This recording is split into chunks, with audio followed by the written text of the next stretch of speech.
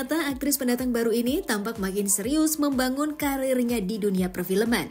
Hal ini terbukti lewat film keduanya, yang mana ia beradu akting dengan aktor dan aktris besar seperti Jeffrey Nicole dan Dikta. Livy mengaku bahwa terjun ke dunia akting adalah pilihannya sendiri. Untuk itu ia sangat berusaha dalam beradaptasi hingga sempat mengikuti acting class. Bukan tanpa alasan, ia memilih untuk ikut acting class agar dapat mengimprove skill aktingnya menjadi jauh lebih baik dan meminimalisir kesalahan saat proses syuting. Melihat karirnya yang semakin berkembang, wanita berusia 22 tahun itu mengaku sangat bersyukur bahwa ia bisa sampai pada titik ini. Dirinya juga berterima kasih atas bantuan orang-orang di sekitar yang selalu memberi support untuknya. Kedepannya ia berencana untuk mengeksplor dunia perfilman lebih luas dengan mencoba genre yang lebih menantang seperti love story dan horor. Lantas benarkah menjadi aktris profesional layaknya para senior merupakan prioritas Livy saat ini?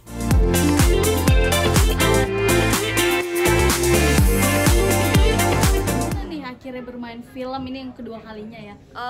Seru. I didn't expect like it to be that funny. Tapi sudah banyak scene yang di-cut juga sih. I'm sad soalnya scene-nya juga nggak lama kan. Tapi pemilihan film apa sih? Maksudnya? Milih film tuh kayak gimana? Harus yang lucu, yang serem atau kayak gimana? Sebenarnya sedapatnya aja sih kalau bisa dapat role kayak gitu. Ya udah gitu, I'll try to be the best version of that character kayak gitu. Vivi, kamu belajar acting gimana sih? Kursus atau otodidak sih buat kamu? Sebenarnya dua-duanya sih. Awalnya kayak nggak bisa sih kalau otodidak, harus diajarin sama someone. Jadi kita ada acting coach waktu itu dari Falcon. Susah nggak sih acting kali ini? Tergantung sih, kalau misalnya kali ini my character is quite kayak lucu-lucuan gitu, agak mirip sih sama in real life jadinya. Emang Livy yang sebenarnya tuh kayak gimana sih? Lucu, banyol gitu apa gimana? Kayaknya Ayu sih lucu ya. Semoga Ayu lucu sih. Kalian ketemunya ketawa terus tuh. Film. Oh, iya. Ini film keberapa kamu sih kalau boleh tahu? Ini kayaknya film kedua, tapi aku ada series juga. Kalau Livy, tapi ada kesulitan nggak bermain film ini? Enggak dong, aman-aman aja. Tapi ini gimana sih, maksudnya dari kan dulu gamers jadi main film, tantangan baru, challenge baru. Gimana sih? Well, I mean, I'm always ready for challenges. Jadi kalau misalnya mau casting boleh, kontak aja gitu. Oh, berarti emang suka film gitu? Suka lagi kepengen fokus di dunia perfilman sih. Dunia perfilman. Iya. Kak Livy, apa namanya, perjalanan karirmu seperti apa sih? Ini Perjalanan memang apa, sorry? cita-citamu? Karir. Karir. Cita-citamu atau gimana sih? In the future kepengen fokus more on film kayak si Kak Jeffrey Nicole. Cuman ya kalau bisa aja sih. Iya. Banyak belajar nggak dari Jeffrey Nicole? Banyak sih, dia benar-benar mendalami peran dengan keren gitu. Vivi, kamu agak canggung sih mungkin berhadapan main film dengan yang lebih Senior. atau yang belum terlalu kamu kenal atau gimana gitu? Enggak sih, lebih enak soalnya mereka lebih experience, jadinya oh ya udahlah aman aja, mereka bisa carry gitu. Kalau misalnya butuh advice juga bisa. Nggak ngerasa saya polos nih, bingung nih. Iya. Nggak ngerasa polos. Tapi ngikutin komentar netizen gimana? Heeh. Enggak ya, justru Enggak. natural aja gitu, suka Natural aja ya. Perjalanan karir gimana sih Kak Livy? Kan bisa sukses kayak gini. Bisa gimana nih? Perjalanan karir gimana bisa sukses sampai di titik Nyangka nggak ini? sih kamu Nyangka sekarang? nggak? Untungnya udah diundang sama banyak orang, dibantu banyak orang, terus banyak yang suka juga, so masih banyak yang udah suka. Kisah menginspirasi gimana sih Kak? Perjalanan ini kan pasti nggak mudah kan, nyampe di Iya, titik iya. ini. Perjalanannya gimana? Karena Kak Livy pernah jadi apa namanya, pelayan juga. Tapi itu buat vlog sih. Sebenarnya nggak gitu susah sih. Vivi, kamu suka nggak sih dengan sorotan-sorotan kayak gini, maksudnya kamera terjun ke dunia hiburan? Sorry, matanya kayak my eyelash tuh. Oke. Pegangannya nih. Oke. Mau dipegangin? Oke. Terjun ke dunia hiburan memang jalan kamu atau emang nggak sengaja sih sebenarnya? It's my choice. Sebenarnya dari awal aku pengen kayak gini sih. Jadi amin bisa begini. Puji Tuhan. Support dari apa mama juga dari kecil atau gimana? Dari kecil sih, dari aku sendiri. Sebenarnya kepengen film I meledak satu hari. Apa pengen meranin yang kayak gimana lagi? Peran-peran. Kalau bisa mungkin I kepengen love story sih satu, belum pernah yang kayak Drama big gitu. picture, ngerti gak sih? Kayak pernah sebelumnya cuman streaming platform, kepengennya yang movie. Atau passion kamu pengen peran apa, karakter apa yang kepengen kamu sampai sekarang udah masuk main film, apa yang kepengen banget kamu peranin? Apa ya? Mungkin setan. Kayaknya I cocok deh jadi setan. Kenapa kamu suka horor? Suka, tapi I nggak suka nonton. Cuman kalau I nonton I sendiri kayaknya nggak apa-apa gitu, karena I udah tahu oh di sini I bakal gitu. Jadi kayak Tipe yang penakut atau gimana? tipe yang penakut. Penakut? Iya, Separah apa takutnya? kayak gampang dikagetin juga sih aku orangnya. Livi tadi Nopek bilang selama syuting Nopek yang selalu menjaga mood kamu nih. Dia bacot. Kenapa bacot? Dia bacot. Satu dia bacot, tapi dia iya sih. Kadang sih iya, lumayan. Tapi emang mood kamu emang kadang-kadang suka Mood Enggak swing sih, gitu. kadang tuh kayak nungguin. Jadi misalnya jadwalnya mulai jam 4, tapi it actually starts late, you know, it starts at like 12. Tapi itu kan nggak ada yang bisa, you know, apa sih namanya? Prediction, ya. Nggak nyampe semotor itu sih, cuman ini aja lebay doang sih. Cuman kalau segitu kan pasti ya bete, terus Nopek kayak sabar Livi, sabar gitu. Ngejaga moodnya gimana? Biasanya dikasih makanan. Itu Prince sama si Nopek sih yang suka kasih makanan. Terus ayo kita jalan-jalan aja dulu. Ntar kalau kita dipanggil lewat walkie-talkie langsung. Harus ada makanan apa? Oh by the way, Makanan apa? aku udah harus Iya, harus ada makanan apa nggak sih treatnya Livi gitu? I love sushi and I love vanilla frappuccino.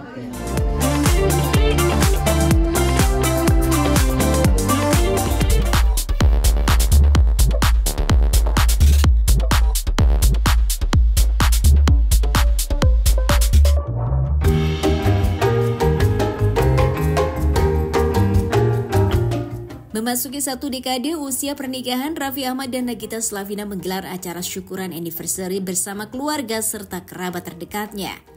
Raffi mengaku tak menyangka acara tersebut akan berlangsung meriah, bahkan dihadiri banyak fans yang selalu setia mendukung keluarganya. Selain itu, ia sebenarnya juga tak tahu menau perihal adanya acara ini, karena semua rangkaian acara adalah inisiatif dari timnya. Raffi juga menuturkan tidak ada agenda khusus dalam momen anniversary ini. Ia hanya ingin menghabiskan waktu berdua dengan Gigi, mengingat mereka belum sempat honeymoon kembali karena jadwal yang padat. Di usia pernikahan ke-10 ini, Raffi dan Gigi bersyukur bisa melewati segala ujian dalam rumah tangga mereka dan berhasil membangun keluarga yang harmonis. Ayah dari dua anak itu juga menuturkan bahwa saling percayalah yang dapat membuat hubungan mereka bertahan sejauh ini. Perihal menambah momongan, pasangan ini memang memiliki rencana tersebut, namun akankah rencana itu akan terwujud dalam waktu dekat?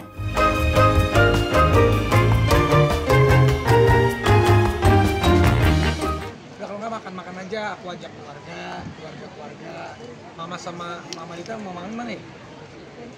Tadi aku udah bilang sih, udah makan kita aja lah. Terus juga kalau memang ngeblas aja bikin, kalau memang fans datang, habis itu kita makan bareng sebatas gitu. Tapi ternyata yang datang ramai banget. Aku kaget. Ya alhamdulillah nggak apa-apa, ini kan bentuk rasa syukur. Kita bisa berbagi juga, bisa ngajak orang-orang yang kenal atau yang nggak kenal. Buat aku sama-sama aja, karena niat mereka pasti datang ke sini baik buat doain aku sama Gigi, karena 10 tahun ini buat kita dibilang pendek ya, belum nggak pendek-pendek banget, dibilang panjang juga belum yang panjang. Jadi ingat kita juga dulu waktu nikah 10 tahun yang lalu, 17 Oktober 2014, itu bener-bener kita yang datang itu sampai 10.000 lebih. Waktu itu ya artinya tandanya banyak yang didoain lah sama orang. Jadi pas aku lihat gini kaget juga, jadi flashback. Ya alhamdulillah kita juga bisa sampai ini, rezeki pernikahannya, berkah pernikahannya, semuanya karena didoain sama orang. Bagi pernikahan seperti apa sih? Pernikahan seperti apa sih? Alhamdulillah banyak bersyukur. Ya sih banyak bersyukur aja sih. Ini kan mungkin di kalangan selebriti lagi tren nih anniversary dirayain seperti ini, bahkan ada yang kayak pakai gaun pengantin sendiri. Seperti apa sih mungkin tanggapannya? Kalau ini sebenarnya aku cuma bilang udah deh kita ini di setting gini sama tim kali. Jadi kita nggak pakai baju ini, pakai baju gini. Emang nggak ada rencana apa Pak. Makanya cuman karena di sini kan banyak UMKM, biar UMKM juga hidup, biar UMKM juga laku, biar tempat ini juga jadi berkah gitu. Jadi buat kita simpel aja kemarin. Udah deh makan-makan gitu aja. Ya sebatas itu aja sih. Honeymoon lagi nggak? Honeymoon lagi, nah kemarin marah-marah dia karena minggu pagi kita ada kerjaan dulu, nanti siangnya aku berduaan sama dia. Kemana? Kemana? Nggak tahu kemana. Kan kemarin ke Bali nih, sebagai napak tilas nggak sih kalau misalkan di Bali tuh mungkin sakral bagi karena nikah di sana. Belum ke Bali lagi nih, jangan bahas Bali lagi, dia pengen ke Bali belum sebut-sebut ke Bali. Dia kemarin cuma minta waktu, cuman emang dari kemarin aku lagi agak padat-padatnya sama ada satu dan lain hal, jadi nggak jadi pergi ke Balinya. Tapi buat aku memaknainya ya udah deh, yang penting ada waktu di mana kalau flashback pernikahan aku sama Gigi pasti harus kita punya waktu buat orang-orang ya, kayak begini aku senang karena banyak orang yang doain kita, punya waktu buat ada keluarga juga yang bisa ikut, ada orang-orang juga, ada orang-orang yang nggak beruntung juga. Setelah itu ya nanti aku atur ada waktu sama Gigi juga berdua. Berarti Mbak Gigi ini kan 10 tahun pasti ada up and down-nya ya. Gimana sih cara kalian untuk tetap solid sebagai pasangan suami istri untuk bisa menghadapi masalah-masalah rumah tangga masih selalu ada ya? Ya sebenarnya kembali lagi ke niatnya, apapun itu, siapapun itu, jangankan sama istri, sama anak pun kita ada cobaannya, sama orang tua pun kita ada cobaannya, sama temen pun, sama pekerjaan pun semua ada cobaannya. Kembali lagi kan niat kita masing-masing, ya niat aku sama Gigi ya kita sama-sama manusiawi, kadang kita marah, kadang kita sedih, kadang kita lupa, kadang kita gimana-gimana, itu kembali lagi kita kembali lagi ke memaknai sebuah pernikahan kita. Kalau aku bilang, aku juga tidak sempurna, Gigi juga sama-sama tidak sempurna. Kalau kita cuma mencintai kesempurnaan kita atau kesempurnaan pasangan kitanya aja, kebagusan baik-baiknya aja, ya bagusnya kita juga saat kita kurang-kurangnya juga kita bisa sama-sama saling memperbaiki dan sama-sama saling menerima, tapi apa ya, karena cinta kita kan tulus, jadi bukan hanya mau enaknya aja, lebih ke situ. Bikin kayak gini budgetnya ratusan juta nggak sih? Nggak tahu aku budgetnya, kayaknya ini cuma tenda biasa doang. Kayaknya yang budgetnya mahal nanti buat bayar makannya kali. Karena ternyata banyak. Ya aku juga nggak nyangka, tapi nggak apa-apa lah, namanya kan sesekali juga. Ya anggap aja kita berbagi. Tadi juga minta doa buat ini ya, nambah anak. Iya, pengen nama nih aja, pengen punya adik lagi. Cowok cewek. Tapi sendiri pinginnya cewek apa cowok? Mengingat kan cewek baru Lili nih ya. Aku sama Gigi sih apa aja, cowok cewek, mau kembar, mau apa nggak apa-apa buat kita, nggak masalah. Yang Lili ya. Lili mau ini ketawa ya. Lili ketawa ya. Aja.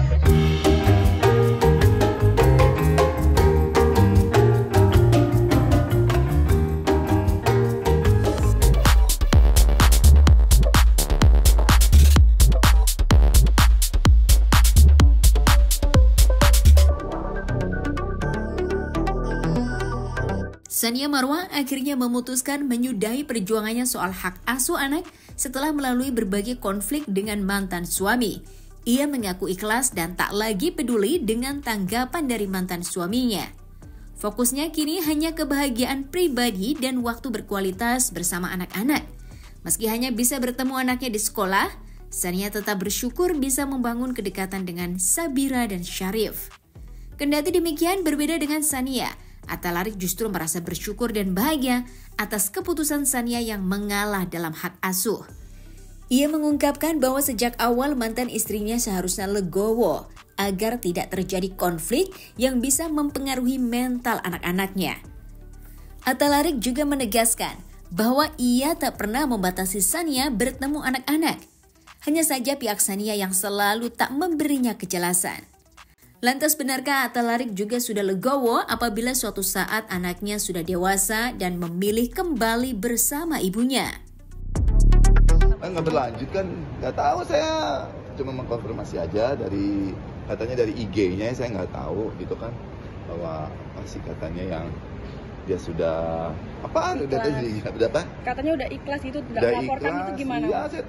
Saya bahagia buat anak-anak saya karena memang dari awal kan apapun yang terjadi anak-anak ya sebenarnya yang kasihan gitu. Jadi ya saya cukup bersyukur, bukannya bersyukur banget kalau memang dia ternyata memang muncul namanya kesadarannya, bisa melembutkan hatinya buat anak-anak. Saya rasa ya itu emang seharusnya begitu sih. Jadi sebenarnya kalau dari awal ya semua juga nggak terjadi kalau kita bisa melunakkan hati kita, pikiran kita demi anak-anak. Jadi ya saya bersyukur untuk anak-anak. Tapi berarti sampai sekarang ya udah diikhlaskan, nggak akan diganggu-ganggu lagi. Mudah-mudahan dia konsisten, dia benar-benar komit dengan ikhlasnya, karena semua kan ya akan dicatat sama Yang Maha Kuasa. Nah, tapi Mas Atta Halilintar sendiri itu nggak sih Mas ada kekhawatiran buat misalkan dilaporkan lagi, soalnya kan dia bisa saja seperti yang waktu itu. Ya, saya juga nggak menaruh harap pribadi manusia bisa berubah-berubah ya. Saya cuma siap aja. Saya cuma menjadi orang tua yang baik aja buat anak-anak, itu aja. Tapi kan Mas Larik pernah sempat ngomong di salah satu wawancara kalau sebenarnya Mas tuh nggak membatasi gitu loh buat dia bertemu Ya, anak-anak. emang terbukti nggak membatasi, saksi-saksi hidup ada kok semuanya. Ya, dari pihak pemerintah sampai ya dari pihak sekolah juga semua saksi, tetangga saksi. Pemicu itu mungkin Mas tahu nggak sih yang salah satu pemicunya? Semuanya dasarnya karena ketidakjelasan. Jadi tidak jelas, saya nggak jelas maunya dia apa, maunya apa. Kalau dari saya pribadi, saya sudah bikin sebuah awalnya waktu sidang eksekusi sidang hak asuh anak pertama, saya coba untuk berbagi sama dia nggak terima. Jadi saya bingung. Jadi sebenarnya kan saya pihak yang bingung gitu, pihak yang nggak jelas dari maunya dia tuh apa. Karena ya dari ketidakjelasan itu yang saya sebenarnya juga cukup banyak harus bertahan juga, karena anak-anak ini tidak mau dia hidup di ranah yang tidak serba jelas kayak begini gitu. Nah, tapi katanya anak-anak juga tuh sebenarnya senang kan tinggal sama Mas Atta Halilintar, maksudnya anak-anak yang memilih atau gimana? Nah iya, tentu anak dari awal sama saya ya hatinya ya, saya nggak mau dibilang anak harus milih saya pingin anak juga bisa punya tapi gini aja, pada waktunya anak-anak juga menjadi besar, menjadi dewasa. Mungkin anak-anak kecilnya sama saya, mungkin dia remajanya, dewasanya bisa sama ibunya, atau Yang Maha Kuasa mengadil, saya harus sadar itu gitu ya. Tapi kembali lagi, rasa itu perjalanan waktu yang prosesnya kita bangun, kita bentuk. Jadi saya mohon malah, saya bersyukur aja buat anak-anak kalau memang ibunya sudah ada kelunakan di hatinya, mengikhlaskan masalah ini. Karena apa? Memang sudah seharusnya, sudah sewajarnya kita bikin aja memori-memori yang baik, yang indah. Saya menyakitin ibunya anak-anak, saya salah. Ibunya nyakitin bapaknya anak-anaknya juga salah di matanya anak-anak, Jangan sampai seperti itu. Ya sebagai orang tua kita create memori yang indah buat anak-anak di sisa waktu yang kita cuma sebentar di dunia ini, menurut saya gitu loh. Jadi ya bagus lah kalau dia begitu. Mudah-mudahan. Kalau kedepannya lagi gimana berarti Mas? Beneran ya. Bertemu terus.